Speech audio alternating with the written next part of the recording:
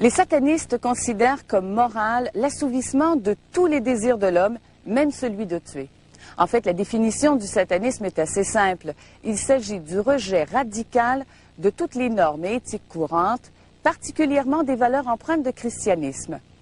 Si les satanistes croient en l'existence du diable, ils ne l'adorent pas comme les chrétiens vénèrent Dieu. Il est plutôt comme leur exemple à suivre. Leur règle principale, faire ce qui leur plaît. Et tant mieux s'ils en profitent pour explorer allègrement les 7 péchés capitaux du christianisme, c'est-à-dire l'orgueil, l'envie, la luxure, l'avarice, la paresse, la colère et la gourmandise. Le nombre des adeptes est assez difficile à estimer parce qu'ils sont organisés en sociétés secrètes et que leurs cérémonies se déroulent la nuit à l'abri des regards indiscrets. Le grand prêtre règne en maître absolu. Il se caractérise par sa présentation démoniaque et des manifestations d'autorité souvent brutales. Il y a pourtant satanisme et satanisme. Dans les loges organisées, l'apprentissage des rituels spirituels occupe la première place.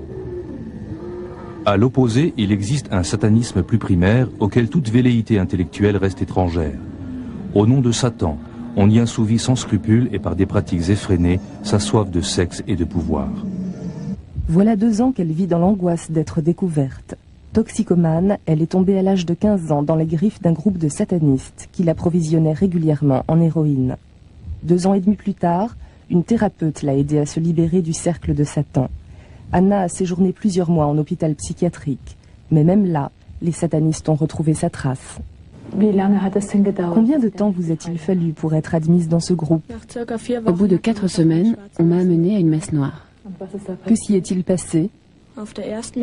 Lors de la première messe, j'étais juste spectatrice. Un animal a été sacrifié, il ne s'est rien passé pour moi. Lors de la seconde messe, j'ai été initiée. Un grand prêtre a grimpé sur moi et m'a violée.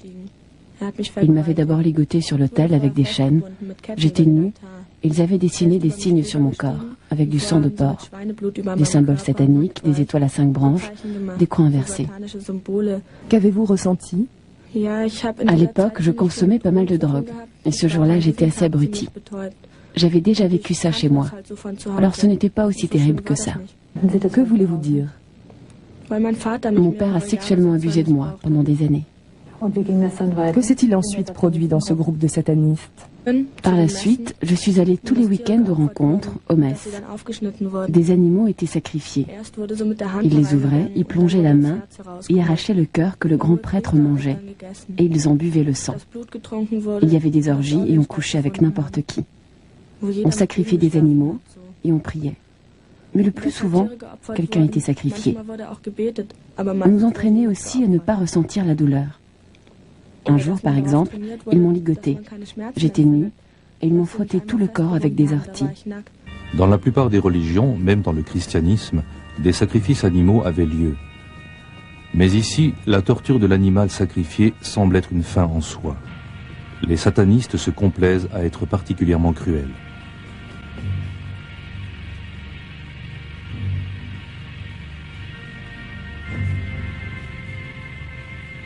Lors des entraînements à la douleur et au dégoût, les élèves doivent aussi subir des choses effroyables.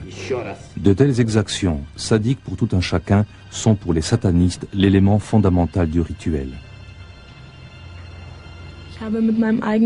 J'ai signé de mon propre sang que j'étais l'esclave de Satan, que je lui appartenais pour la vie et que je lui obéirais.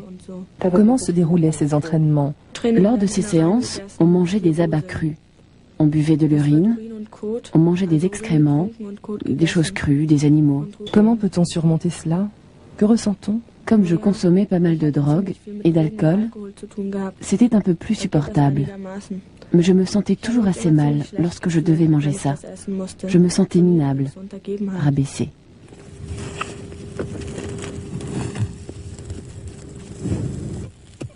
L'objectif est d'atteindre une insensibilité absolue, de se débarrasser de toutes émotions humaines. La compassion n'est pas autorisée. Nantis de la promesse de progresser pas à pas dans la hiérarchie de la secte, d'obtenir toujours plus de pouvoir, les élèves sont prêts à se renier eux-mêmes. Ce lavage de cerveau doit conduire à l'insensibilité totale. La promesse du pouvoir est séduisante, surtout pour celui qui, comme Anna, se sent impuissant. Au cours de sa vie, Anna a souvent été humiliée. La dépendance à l'héroïne a détruit ses perspectives d'avenir. Pendant un moment, elle a vu dans le satanisme une chance d'extérioriser son agressivité. On sait qu'on doit se soumettre au début, mais après on accède au pouvoir qu'on aimerait avoir. Ou alors on y a déjà partiellement accès. On peut torturer d'autres personnes, leur faire du mal. Quel genre de torture? On les fouette ou on frotte leur corps avec des orties. On leur écrasait aussi des cigarettes sur le corps ou on faisait glisser un couteau sur leur peau, en les coupant profondément de temps en temps. À quelle occasion torturiez-vous d'autres personnes? On faisait cela aux traîtres ou aux gens qui voulaient être admis dans le groupe, pour les tester, pour voir s'ils étaient vraiment assez forts. De quoi menaçait-on les traîtres? Les traîtres devaient mourir. Anna aussi est considérée comme une traîtresse. Lors d'une messe noire, quelqu'un trouva la mort. Choquée, Anna quitta la secte. Malade d'angoisse, elle a passé 1 an en psychiatrie. Cependant, la secte a continué de la menacer. Lorsqu'elle en est sortie, des thérapeutes ont fait en sorte que son identité ne puisse plus être vérifiée auprès des bureaux de déclaration domiciliaire. Elle a déménagé plusieurs fois pour brouiller les pistes. Anna est-elle un cas extrême, ou bien les départs se produisent-ils souvent dans de telles conditions? On ignore fréquemment que les gens qui ont quitté une secte craignent d'être poursuivis par Satan, qu'ils ont peur des représailles des satanistes, ou encore qu'ils craignent de ne pas s'en sortir, de se suicider, puisque la vie ne leur semble plus possible. Tout départ entraîne des situations dramatiques. Les sectes menacent-elles de battre les gens ou même de les tuer s'ils s'en vont? Dès l'admission dans le groupe, la secte laisse entendre qu'il est risqué de la quitter. C'est un principe très dur. Soit tu l'admets et tu progresses dans la hiérarchie, et plus tu t'approches du grand prêtre, plus tu obtiens de pouvoir, soit tu encours des dangers. Lorsque quelqu'un se montre critique, réticent, parle de partir ou tombe amoureux, il va à l'encontre de sévères représailles. Ils devaient faire taire leur cœur, car l'amour est interdit. Dans le domaine des sectes, le satanisme est ce que nous connaissons de plus destructif. Il est fondé sur la destruction. Son objectif est l'anéantissement. Lorsqu'un sataniste déclare « Je voudrais, avec l'aide de Satan, obtenir la liberté, révéler ma divinité propre », il en appelle à la destruction. Un jeune homme qui avait quitté les satanistes m'a dit que personne n'en sortait vivant sans aide extérieure. Soit ils te font subir le châtiment promis, il parlait d'accidents inexpliqués, soit tu intentes quelque chose contre toi-même parce que tu ne parviens plus à vivre. C'est cela le vrai visage du satanisme. Ces récits d'expériences vécues se multiplient. La réalité dépasse tout entendement. On intente peu de choses contre cela car personne ne parvient à y croire. Dans certains cercles sataniques, on semble ne reculer devant rien, pas même devant le crime. Le satanisme pervertit les notions de liberté, de force, d'affirmation de soi dans le mal. L'adoration du diable hermaphrodite, également nommé Baphomet, signifie la destruction de tout ce qui est normalement considéré comme émanation du bien. La sexualité tient une place centrale. Des rituels de magie sexuelle doivent rassembler et libérer des énergies cosmiques. La libération du moi passe par la pratique du sexe débarrassé de toute notion d'amour. À Wörth, en Allemagne, un pré-retraité et un guérisseur, forts de leurs ambitions sataniques, ont sexuellement abusé de 8 enfants. Le pré-retraité s'est retrouvé pour 8 ans derrière les barreaux. Mais les enfants ont dû subir bien d'autres méfaits. Pour les parents de l'un d'eux, il est important que soient portés à la connaissance du public les détails, même répugnants, de ce qui s'est passé. Ils ont commencé par mettre des frocs. Et puis, ils nous ont dit que si on racontait ce qu'on allait faire, alors ils nous tueraient. Et ils tueraient aussi nos parents. Ensuite, ils se sont mis à tuer des animaux. Quels animaux? Des chats et des chiens. Après, ils ont fait autre chose. Ils avaient une espèce de récipient pour recueillir le sang et ils l'ont fait circuler. Le premier en a bu et l'a fait passer. On a aussi dû en boire. Vous arriviez à supporter toutes ces choses?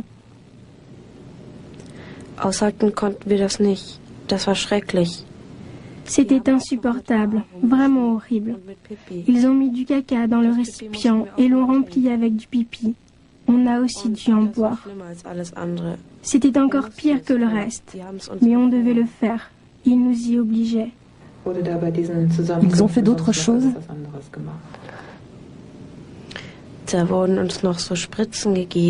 Ils nous ont fait des piqûres avec des aiguilles. Et ensuite, on se sentait tout drôle, comme si on ne pouvait plus marcher. On ne pouvait pas s'enfuir. Après, il a mis son zizi, son machin, dans mon derrière. Vous espériez que la police, après avoir enquêté sur le crime sexuel, fasse aussi une enquête relative à ces pratiques sataniques? J'espérais plus ou moins qu'il se passerait quelque chose.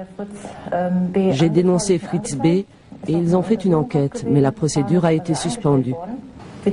Nous sommes allés à la police criminelle et je leur ai dit qu'il s'était passé d'autres choses, qu'ils avaient répandu de l'urine et des excréments, que les enfants avaient été couchés dans un cercueil, enfermés dans de petites pièces sombres, qu'ils avaient eu des piqûres, etc. J'ai parlé des lieux où cela s'était produit. Ils se sont contentés de sourire et l'affaire était close.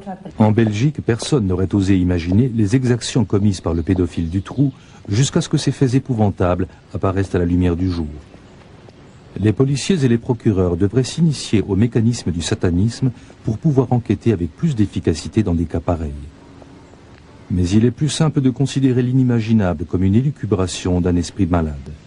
Ce qui n'appartient pas à un schéma préexistant n'existe pas, surtout lorsque cela se produit dans son propre milieu.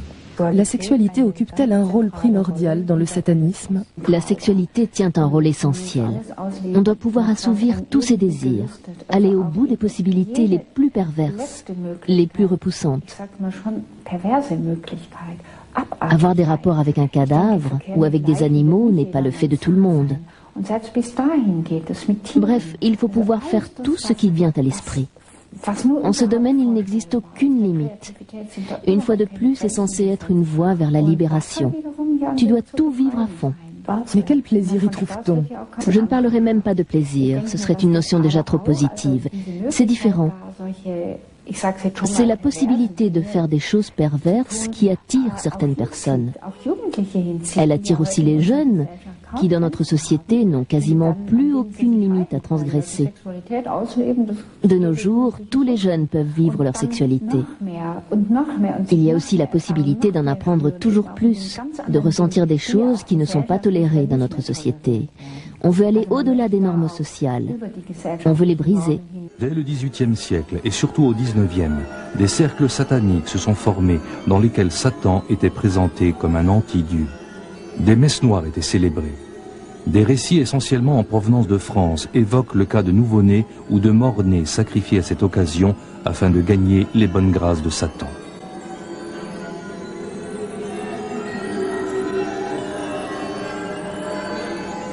Mais l'élément marquant de ces messes était principalement leur caractère blasphématoire.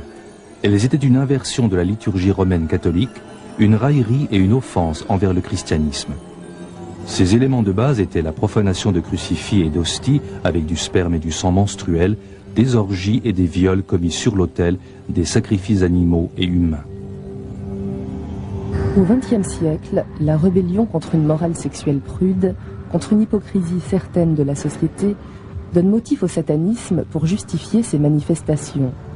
Satan devient l'incarnation de l'homme libre, débarrassé de ses chaînes pour mieux s'adonner à ses pulsions et œuvrer contre un Dieu injuste, oppresseur de l'humanité.